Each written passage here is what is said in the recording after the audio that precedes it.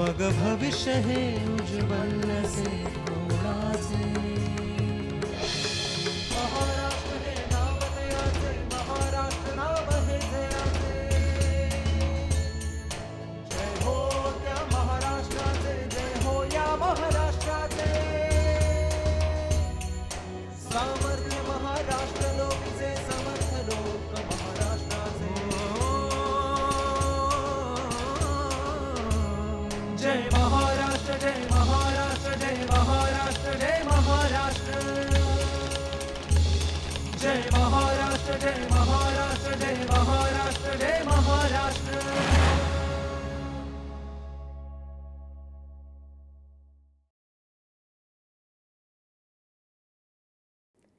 मंडळी नमस्कार. माहिती व जनसंपर्क महासंचालनालयाच्या जय महाराष्ट्र या कार्यक्रमात आपल्या सगळ्यांचं स्वागत आहे. वैद्यकीय शिक्षण आणि औषधी द्रव्य हे दोन गोष्टी आपल्या सगळ्यांच्या दृष्टीने खूप महत्त्वाच्या आहेत. याचं कारण राज्याचं आरोग्य हे राज्याच्या या औद्योगिक आणि खरं म्हणजे वैद्यकीय अशा प्रकारच्या शिक्षणावर अवलंबून असतं. आणि जेव्हा एखाद्या राज्याची प्रगती ही वेगवेगळ्या पद्धतीने होत असते तेव्हाच या राज्यामधला जो डॉक्टर आहे, जो वैद्यकीय शिक्षण घेणारी व्यक्ती आहे, त्याचं शिक्षण पुढच्या काळामध्ये अधिक उत्तम कसं होईल, रुग्णांना मिळणाऱ्या सुविधा नेमक्या कोणत्या असतील आणि या सगळ्या सुविधांच्या बाबतीत शासकीय पातळीवर कोणती धोरणं आखली जात आहेत याचा विचार करणं खूपच गरजेचं आहे. आणि याच अनुषंगाने आजचा आपला विषय खूप महत्त्वाचा आहे. राज्याचे वैद्यकीय शिक्षण आणि औषधी द्रव्यांचे सचिव डॉक्टर संजय मुखर्जी आज आपल्यासोबत आहेत. सर नमस्कार. नमस्ते. सरांशी आपण चर्चा करणारच आहोत, पण त्यापूर्वी पाहूया एक ध्वनिचित्रफीत. डॉक्टर संजय मुखर्जी, वैद्यकीय शिक्षण आणि औषधी द्रव्ये विभागाचे सचिव, एक कुशल प्रशासक आणि कार्यसिद्धीस नेण्याची चिकाटी असलेले शिस्तप्रिय अधिकारी. भारतीय प्रशासकीय सेवेत दाखल झाल्यानंतर त्यांनी प्रथम डहाणू येथे उपविभागीय दंडाधिकारी म्हणून सेवेला सुरुवात केली. त्यानंतर लातूर जिल्हा परिषदेचे मुख्य कार्यकारी अधिकारी, जळगावचे जिल्हाधिकारी, जळगाव महानगरपालिकेचे आयुक्त, नागपूर महापालिकेचे अतिरिक्त आयुक्त, वस्त्रोद्योग विभागाचे संचालक, महाराष्ट्र विमानतळ विकास कंपनीचे संयुक्त व्यवस्थापकीय संचालक, नागपूरचे जिल्हाधिकारी, नागपूर सुधार प्रन्यासाचे अध्यक्ष, राज्य उत्पादन शुल्क विभागाचे आयुक्त आणि मुंबई महानगरपालिकेचे अतिरिक्त आयुक्त म्हणून त्यांनी काम पाहिले आहे. Mumbai coastal road, Goregaon Mulund link road, मध्य वैतरणा बांध, दमणगंगा पिंजल रिव्हर लिंक आणि मुंबईचा सांडपाणी व्यवस्थापन प्रकल्प यासारख्या मोठ्या प्रकल्पांच्या यशस्वीतेसाठी त्यांनी महत्त्वपूर्ण भूमिका बजावली आहे. डॉक्टर मुखर्जी यांनी गेल्या 22 वर्षात ग्रामीण व नागरी पायाभूत सुविधा आणि वित्तीय अशा विविध क्षेत्रात उल्लेखनीय कामगिरी बजावली आहे. या कामकाजाच्या जबाबदारीबरोबरच त्यांनी गाण्यांची आवड देखील जोपासली आहे. आपल्या धडाडीच्या आणि कार्यकुशल व्यक्तिमत्वामुळे प्रशासनात त्यांनी आपली वेगळीच ओळख निर्माण केली आहे, एवढं मात्र नक्की. सर कसं आहे की महाराष्ट्र राज्याच्या सगळ्या गोष्टींचा विचार जेव्हा आपण करतो म्हणजे सगळ्याच दृष्टीने राज्य जेव्हा पुढे जात असतं, विकासाकडे जात असतं, तेव्हा एक अत्यंत महत्त्वाचा विषय ते म्हणजे राज्याचं एक जे शैक्षणिक धोरण आहे आणि त्यातही वैद्यकीय दृष्ट्या जे शिक्षण मिळत आहे त्या अनुषंगाने जे धोरण आहे ते खूप महत्त्वाचं आहे. सध्याचं जे काही वैद्यकीय शिक्षण आहे त्या अनुषंगाने आज काय सांगाल, काय परिस्थिती आहे नेमकी? महाराष्ट्र राज्य वैद्यकीय शिक्षणामध्ये ॲक्च्युली आघाडीवर आहेत. महाराष्ट्र राज्यामध्ये एकूण 51 मेडिकल कॉलेजेस जे आहेत ते आपल्याकडे आहेत. या 51 मेडिकल कॉलेजेसपैकी 17 मेडिकल कॉलेजेस हे सरकार स्वतः चालवते, 5 मेडिकल कॉलेजेस हे महानगरपालिका चालवतात. याशिवाय एक medical college Kasturba medical college Wardha हे एक NGO मार्फत केंद्र सरकार आणि राज्य सरकार हे दोन्ही मिळून चालवतात. याशिवाय आपल्याकडे 10 डीम्ड युनिव्हर्सिटीज आहेत, यांचे मेडिकल कॉलेजेस आहे. आपल्याकडे उर्वरित जे आहे जवळजवळ 17 प्रायव्हेट मेडिकल कॉलेजेस आहे. अशा प्रकारची एक फार मोठी व्याप्ती मेडिकल एज्युकेशनमध्ये महाराष्ट्रामध्ये आहेत. जवळजवळ 8,000पेक्षा जास्त मेडिकलचे सीट्स आपण MBBSमध्ये काढत असतो. हां, आणि MDमध्येही आपल्याकडे आपण स्टेटमध्ये बरेचसे सीट्स काढतो आणि नॅशनली आपण लीडिंग आहेत. महाराष्ट्रामध्ये वैद्यकीय शिक्षण धोरणामध्ये आपण फक्त मेडिकल कॉलेज इतपुरतं मर्यादित नाही. इंटरेस्टिंगली महाराष्ट्रामध्ये nursing, paramedical, occupational therapy, optometrist अशा प्रकारचे जे वेगवेगळे ॲन्सिलरी ब्रांचेस असतात. कारण की एक मेडिकल जे विषय आहे त्या विषयामध्ये फक्त डॉक्टर असं नव्हेत, पण टेक्निकल पार्ट फार मोठे असतात, पॅरामेडिकल फार मोठे असतात, रिहॅबिलिटेशन फार मोठं असतात. तर अशा प्रकारचे पण आपल्याकडे भरपूर कॉलेजेस आहेत. जसे जवळजवळ 100च्या वर आपल्याकडे नर्सिंगचे कॉलेजेस आहेत. अशा प्रकारचे एक संपूर्ण इकोसिस्टम जे आहे मेडिकल एज्युकेशन फील्डमध्ये क्रिएट करण्यात आलेली आहे. आज मेडिकल एज्युकेशनच्या फील्डमध्ये ॲडमिशनची जी प्रक्रिया आहे ती एकदम ट्रान्सपरंट झालेली आहे आणि ते नीटच्या परीक्षेच्या माध्यमातून सेंट्रल ॲडमिशन अथॉरिटी यांच्या माध्यमातून होत आहे. आणि मला हे सांगायला आनंद वाटते की पूर्वी पण आणि आज पण मेडिकल फील्डमध्ये लीडिंग जे पोझिशन आहे ते महाराष्ट्राने ठेवलेली आहे, कायम ठेवलेली आहे. चॅलेंजेस वाढत चाललेलं आहे बिकॉज रिसर्चमध्ये आणि ॲडव्हान्सेसमध्ये आपण पुढे जात आहोत. पण त्या आव्हानासाठी आपले जे मेडिकल एज्युकेशनचे मंडळी आहेत, म्हणजे जे डॉक्टर्स आहे, जे टेक्निशियन्स आहेत, ते लॅब असिस्टंट्स आहे, जे सायंटिस्ट आहे, हे सगळं सुसज्ज आहे आणि काम करत आहे. बरोबर आहे. निश्चितच जसा काळ पुढे जातोय तसं तसं वैद्यकीय क्षेत्रातल्या जी प्रगती होत जाते त्यामुळे आयुर्मर्यादा वाढलेली आहे. त्याच्यामुळे रुग्णांची संख्या जशी पुढे येते तसतसं त्यावर उपचार पद्धती देखील उत्तम होत आहेत. मग संशोधनाच्या क्षेत्रामध्ये नेमकं आपण काय आणि किती करतोय? मेडिकल फील्डमध्ये रिसर्च ही जी आहे हे आपले करिक्युलममध्ये इनग्रेंड आहे. म्हणजे तुम्ही जेव्हा फर्स्ट इयरची एक्झाम देत असणार, सेकंड इयरमध्ये तुमचे क्लिनिकल्स सुरू होऊन जाते, त्यानंतर फायनल्समध्ये जे येतात ते एंटायरली क्लिनिकल बेस्ड असतात. त्या क्लिनिकल बेस्ड प्रोग्रॅम्समध्ये आपले आउटरीच प्रोग्रॅम्स असतात. आपण फील्डमध्ये जातो, आपण केसेस बघतो. तो इवन समजा मी एक ज्युनियर रेसिडेंट आहे, मला एक चांगलं केस दिसलं, मला त्या केसबाबत फर्दर स्टडी करता येते, रिसर्च करता येते. अशा प्रकारचे रिसर्च जे आहे ते इनग्रेंड आहे. आणि त्यानंतर मेडिकल फील्डमध्ये फार स्टँडर्ड सिस्टम्स आहे ज्याच्यामध्ये ते रिसर्च पेपर्स जे आहे ते पब्लिश करायची आहे. त्या रिसर्च पेपरमध्ये कोणती क्वालिटी असावी हे फार स्टँडर्ड आहे. In fact one of my subjects is statistics आणि मी एज्युकेशन डॉक्टर पण आहोत. स्टॅटिस्टिकल रोबस्टनेस मेडिकल एज्युकेशनमध्ये फार पूर्वीपासून इनग्रेंड आहेत. त्यामुळे असे आपण काही सिंगल ब्लाइंड टेक्निक करत नाही. Randomize control techniques with appropriate population, double blind methods, हे सगळं आपले मेडिकल एज्युकेशनमध्ये आणि फार्मा इंडस्ट्रीमध्ये जेव्हा रिसर्च करत असतात ते असते. तो PG स्टुडंट्स आपले हे करतात, थिसिस देतात आणि जे प्रोफेसर्स आहेत ते अभ्यास करत असताना वेगवेगळे प्रकारचे संशोधन करत असतात. तर फॉर इन्स्टन्स फार पूर्वी एक डॉक्टर पवार होते, तर त्यांनी पवार टेक्निक ऑफ लॅक्रिमल सर्जरी त्यांनी इन्व्हेंट केली आणि आज जे ऑप्थॅल्मॉलॉजीचं बायबल आहे त्या बायबलमध्ये त्यांचं नाव आहे आणि it is written as Pawar technique. अशा प्रकारचे बरेचसे आहेत. आर्टेरियल बायपास हार्टचं जे आहे ते महाराष्ट्रामध्ये मोठ्या प्रमाणावर रिसर्च झाला. ट्रान्सप्लांट ऑर्गन ट्रान्सप्लांटमध्ये मोठ्या प्रमाणावर रिसर्च झाला. अशा प्रकारचे हे जे मेडिकल कॉलेजेस आहे हे टीचिंग इन्स्टिट्यूट्स आहे आणि सर्व बरोबर रिसर्च पण करून राहिले. बरोबर आहे. वैद्यकीय महाविद्यालयांची वाढ व्हावी किंवा शासनातर्फे आणखीन नवीन विद्यालयांची एक सुरुवात व्हावी या दृष्टीने काय नेमकं धोरण आहे? तर केंद्र सरकारची धोरण आहे आणि केंद्र सरकारची धोरण अशी आहे की प्रत्येक जिल्ह्यामध्ये शक्यतेवर एक मेडिकल कॉलेज कम हॉस्पिटल असावा. त्याचं कारण असं आहे की टर्शरी केअर म्हणजे जे पब्लिक हेल्थ डिपार्टमेंट असतात ते प्रायमरी हेल्थ केअर देतात आणि ॲट द मोस्ट सिव्हिल हॉस्पिटल्समध्ये ते सेकंडरी हेल्थ केअर देत असतात. परंतु टर्शरी हेल्थ केअर जे आहे ॲडव्हान्स्ड हेल्थ केअर हे टीचिंग हॉस्पिटल्समध्ये सर्वात जास्त होत असते आजही. म्हणजे भारतामध्ये आपण जर बघितलं तर सर्वात चांगले जे टर्शरी केअर होत असतात whether it is All India Institute of Medical Sciences और whether it is the PGI Chandigarh और वेदर इट इज इन महाराष्ट्राचं आपण जर बघितलं तर weather it is JJ medical college, weather it is BJ medical college, weather it is Nagpur medical college, weather it is KEM medical college etcetera etcetera. सगळे medical कॉलेजेसमध्ये tertiary care जे आहे tertiary केअरवर लक्ष जे आहे ते आपण देत असतो. त्यामुळे टर्शरी केअर डिस्ट्रिक्टमध्ये पोचावा या दृष्टिकोनातून ही धोरण आहे. आणि ती ठिकाणी जर प्रायव्हेट कॉलेज जर नसावी तर गव्हर्नमेंटनी सिव्हिल हॉस्पिटल जे आहे ते सिव्हिल हॉस्पिटलला आपल्या कनेक्ट करून त्या ठिकाणी मेडिकल कॉलेज विकसित करावे. आणि याच धोरणामुळे महाराष्ट्रामध्ये आज 17 जे मी तुम्हाला सांगितलं की टोटल 51 मेडिकल कॉलेजेस आहे. या is a part of it की आपल्याकडे आता फार क्वचित जिल्हे आहे ज्या ठिकाणी मेडिकल कॉलेजेस नाही आहे. आणि चांगली रोड आणि रेल कनेक्टिव्हिटी असल्यामुळे टर्शरी हेल्थकेअरपासून महाराष्ट्राचे बल्क ऑफ द पॉप्युलेशन जे आहे त्यांना त्याची सोय आहे. म्हणजे एवढ्या सगळ्या गोष्टी उपलब्ध आहेत, त्यातून त्यांना ते शिक्षण उत्तम रीतीने घेता येतं, हे महत्त्वाचं आहे. कर्करोगाचा विषय तुम्ही काढलात, तर जागतिक कर्करोग दिनाच्या निमित्ताने काही उपक्रम असे घेण्यात येत आहेत की जनजागृती होणं खरं तर या संदर्भात महत्त्वाची आहे. त्या दृष्टीने नेमके काय उपक्रम घेत आहे आपण? कर्करोगसाठी ॲक्च्युली स्टेट गव्हर्नमेंटचा फार मोठा प्रोग्राम आहे आणि आपण नॅशनल कॅन्सर ग्रिड जे आहे ते नॅशनल कॅन्सर ग्रिडची आपण भाग झालेलो आहोत. नाव इट्स व्हेरी इंटरेस्टिंग.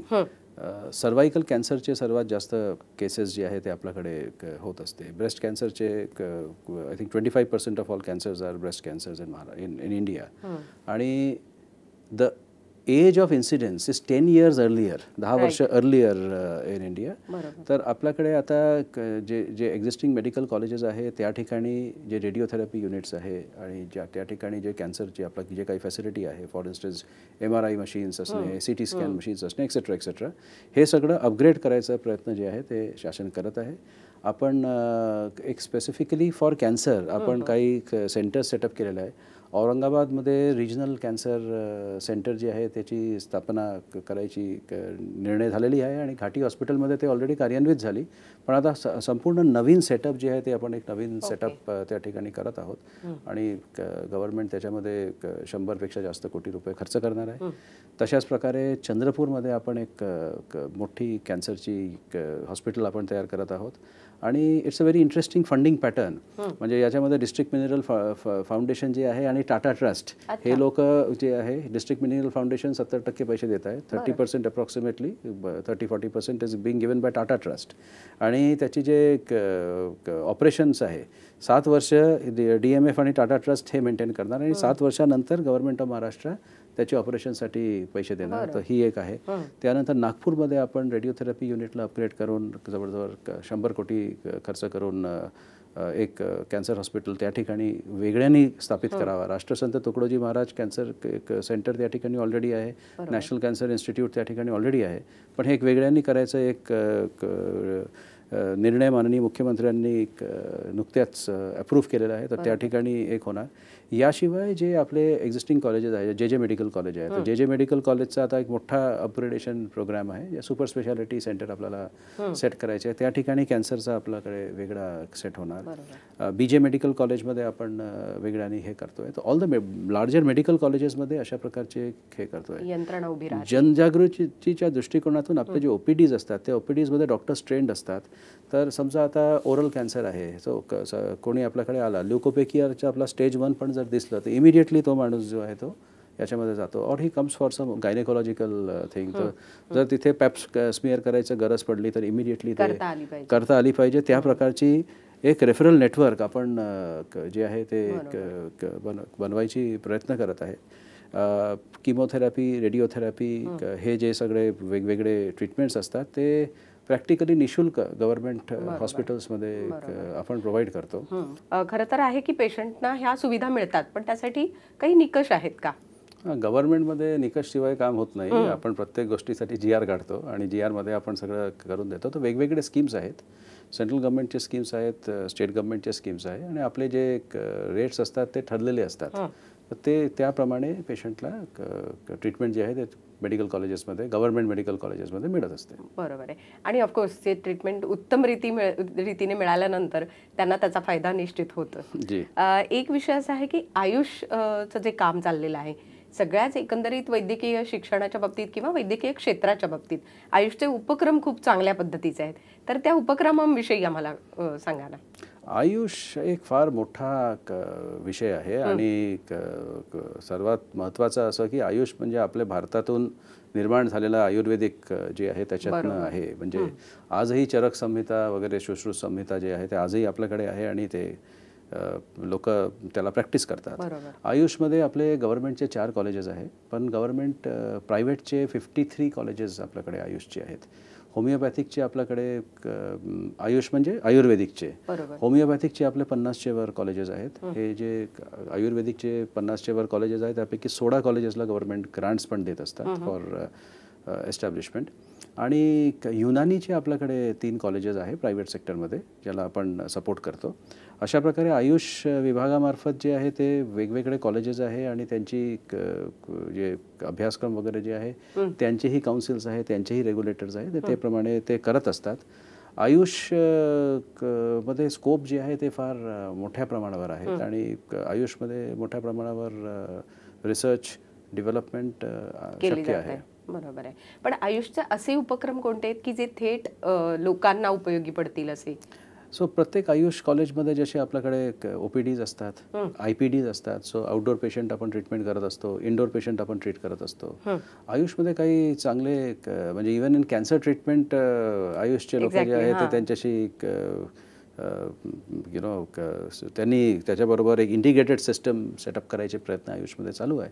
पुण्यामध्ये एक मोठी हॉस्पिटल चालते, इंटिग्रेटेड कॅन्सर हॉस्पिटल, आणि त्या ठिकाणी ते रेग्युलर जे ॲलोपॅथिक कॅन्सर केअर आहे त्याच्याबरोबर ते आयुर्वेदिकचे सिस्टम्स दोन्ही यूज करून ते ट्रीट करायचं जे आहे ते प्रयत्न करत असतात. बरोबर आहे. मला वाटतं हा नवीन नवीन उपक्रम जितके येतील तितके ते रुग्णांना अधिक लाभदायक ठरतील, हे तितकंच महत्त्वाचं.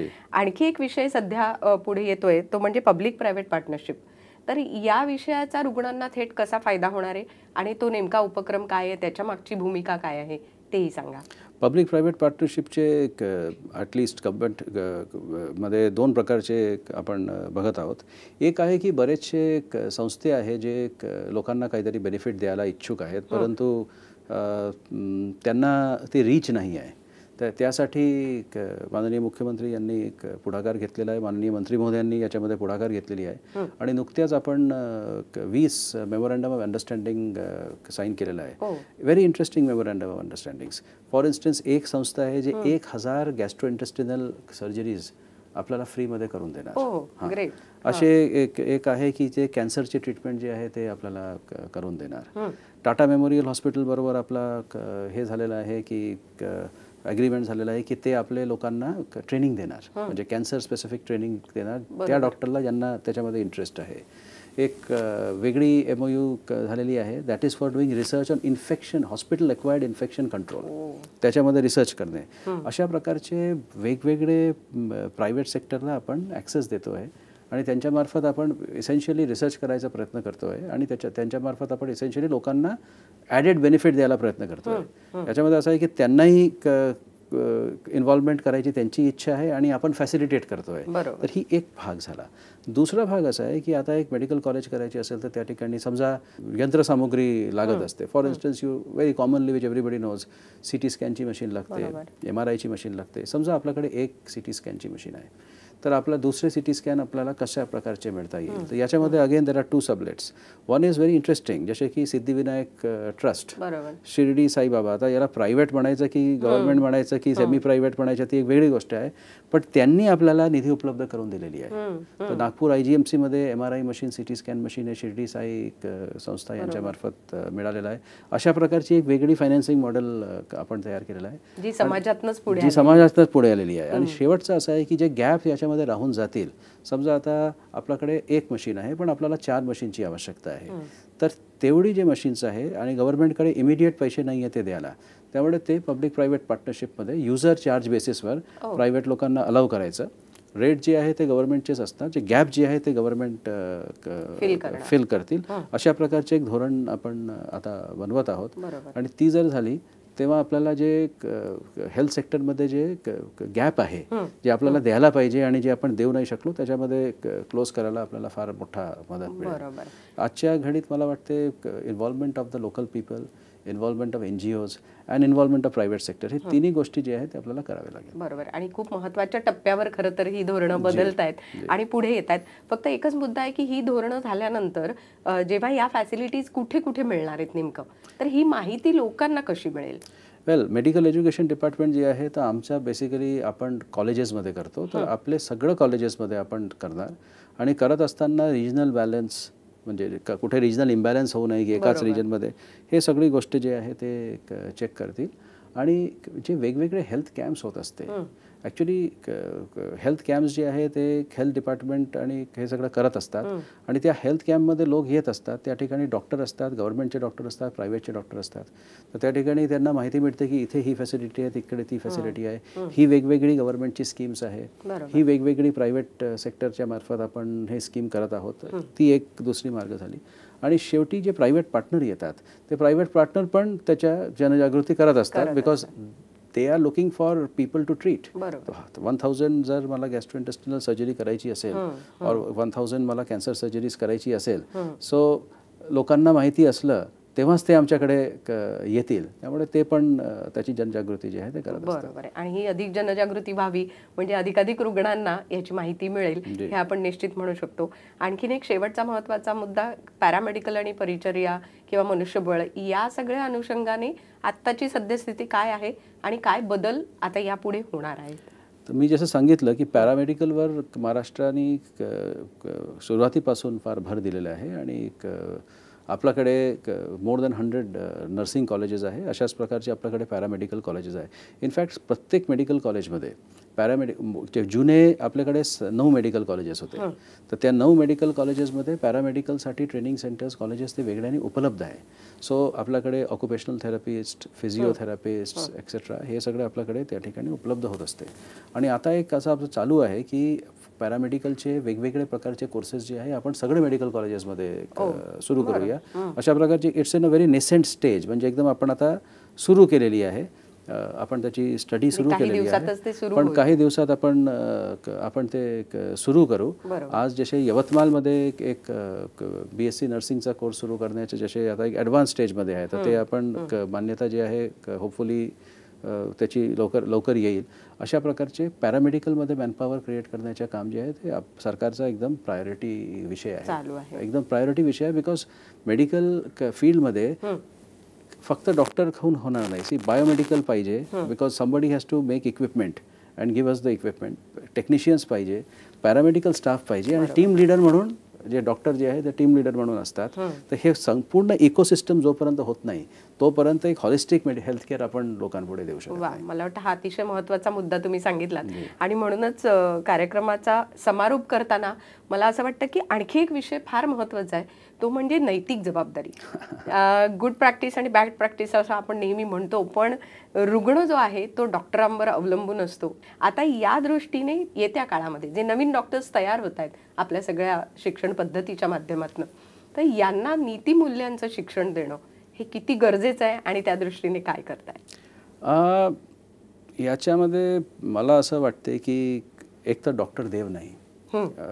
मला माहित नाही की रुग्णांची मानसिकता पण डॉक्टर जो आहे तो आपल्यासारखाच, he is like you and me. फक्त एवढं आहे की त्याला वैद्यकीय शिक्षणाकडे जाण्याचा कल होता, त्यांनी त्याची एक ट्रीटमेंट घेतलेली आहे. आणि जेव्हा रुग्ण एक फार वाईट अवस्थेत त्याच्यासमोर येतो तर त्याला काही मेडिसिन्स देऊन त्याला बरं करायचं त्याच्याकडे हे असते. तर he is a human being. That is the first thing which I think लोकांनी पण लक्षात घेतलं पाहिजे. नंबर 1. नंबर 2 असं आहे की डॉक्टरांना आपण सन्मानाची वागणूक पण दिली पाहिजे. That is the other part of the story. आज बरेचसे असे इन्सिडेंट्स झालेले आहेत की एस्पेशली पब्लिक हॉस्पिटल्समध्ये फिजिकल व्हायलन्स वगैरे हे सगळं होत असतात. ते अत्यंत चुकीचे आहे. बघा, दिस कंट्री महात्मा गांधीच्या आयडिओलॉजीने चालत असते. आपण नॉन व्हायलन्स आणि ट्रूथ अँड नॉन व्हायलन्स हे 2 गोष्टीवर आपण अवलंबून आहे. तर हे 2 भागाचं प्रत्येकाने विचार केला पाहिजे. तशाच प्रकारे जसे मी तुम्हाला सांगितलं की डॉक्टरांनी पण त्यांचे जे पब्लिक रिलेशन्स आहे त्या रिलेशन्सला इम्प्रूव्ह करणं जे ते आवश्यक आहे. आणि बेसिकली स्कूल्समध्ये जेव्हा आपण शिकतो त्यावेळेस, आता मला माहीत नाही आज आहे की नाही, पण पहिले मॉरल सायन्स म्हणून एक सब्जेक्ट असायचं, आजही असेल. सो तिथून एथिकल ट्रीटमेंट जे आहे ते चालू असते. नाव कंटिन्यूड मेडिकल एज्युकेशनमध्ये एथिक्स इन मेडिकल प्रॅक्टिस हा एक विषय आहे आणि त्याच्यामध्ये डॉक्टरांना याबाबत प्रबोधन जे आहे ते प्रबोधन देण्यात येते. They are told about it. So ethics in medical practice एक फार इम्पॉर्टंट सब्जेक्ट आहे. It's a very grey area. बरोबर. आणि त्या ग्रे एरियाच्या बाबतीमध्ये हे चालू आहे. सरकारने पण बरेचसे स्टेप्स घेतलेले आहे. काही चांगले रेग्युलेटरी स्टेप्स घेतलेले आहे. जसे सरकारने स्टेंट्सचे प्राईस फिक्स करून दिलेलं आहे. प्राईस कंट्रोलमध्ये त्यांनी बरेचसे गोष्ट आणलेली आहे. तर ते करून जे स्कोप ऑफ मॅलप्रॅक्टिस आहे ती स्कोप ऑफ मॅलप्रॅक्टिस त्यांनी सरकारने कमी करून टाकलेली आहे. आणि from medical point of view डॉक्टर्सनी पण तशा प्रकारे हे करावा. कंटिन्यूड मेडिकल एज्युकेशनमध्ये हे असावा. आणि मी जिथेही जातो कोणत्याही डॉक्टरच्या असोसिएशनमध्ये मी निश्चित हे म्हणतो की we have to pay attention to our ethical side. ते माहीत असलं पाहिजे. We should know how to talk to the people and explain to them. तेही माहीत असलं पाहिजे. आणि मला असं वाटतं की पब्लिकनी पण हे ॲक्सेप्ट करायला पाहिजे की this is a human life. It works on a particular science. आणि the doctor is not God. He is also like you and me. He also can make a mistake.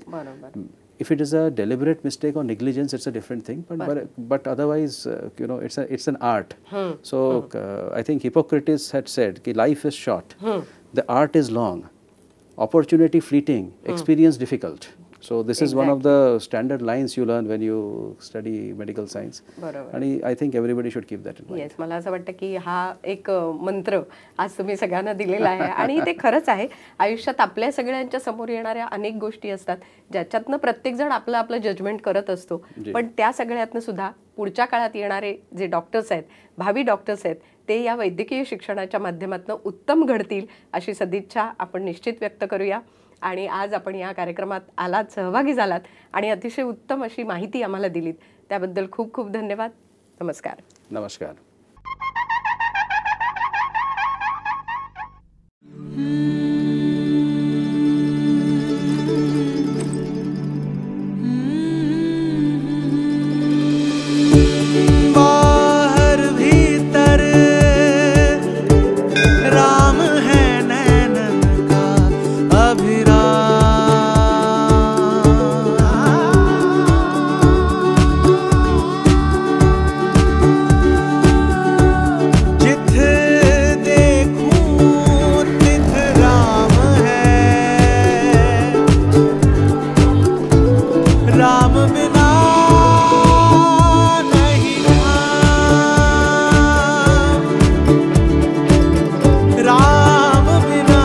प्रभू रामचंद्रांच्या पदस्पर्शाने पावन झालेल्या या भूमीत या आणि हनुमंताप्रमाणे आपल्या हृदयात रामभक्ती उमलू द्या. महाराष्ट्राच्या ह्या मातीत बना महासे महान.